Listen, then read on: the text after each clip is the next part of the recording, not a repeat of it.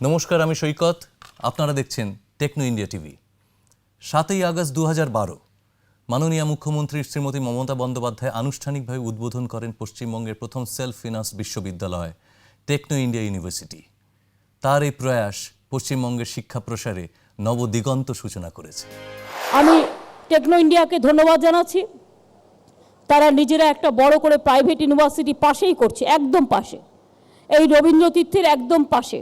এই ইউনিভার্সিটি মাত্র 7 দিনের মধ্যে বিধানসভায় পাশ করে দিয়েছি এবং এখানে অনেক ছেলে মেয়ে চান্স পাবে। আজ টেকনো ইন্ডিয়া ইউনিভার্সিটির নতুন অধ্যায় সূচনার এক বর্ণোজ্জ্বল দিন। এই প্রচেষ্টা সারা বিশ্বের কাছে নতুন দৃষ্টান্ত স্থাপন করবে।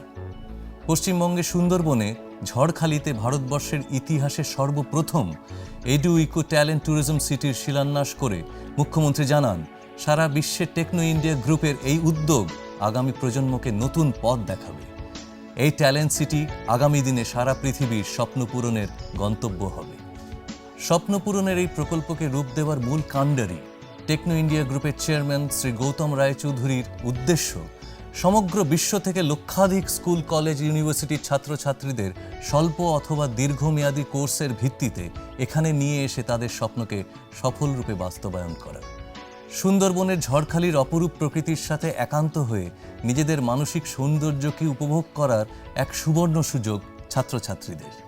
1989 সালে ইউনেস্কো সুন্দরবনকে ওয়ার্ল্ড হেরিটেজ সাইট হিসেবে স্বীকৃতি দেওয়ার পর ঝড়খালিতে শ্রীমতী মমতা বন্দ্যোপাধ্যায় ও টেকনো ইন্ডিয়া গ্রুপের চেয়ারম্যান শ্রী গৌতম রায়চৌধুরীর এই উদ্যোগ সারা বিশ্বের দরবারে এক কালোজয়ী প্রয়াস।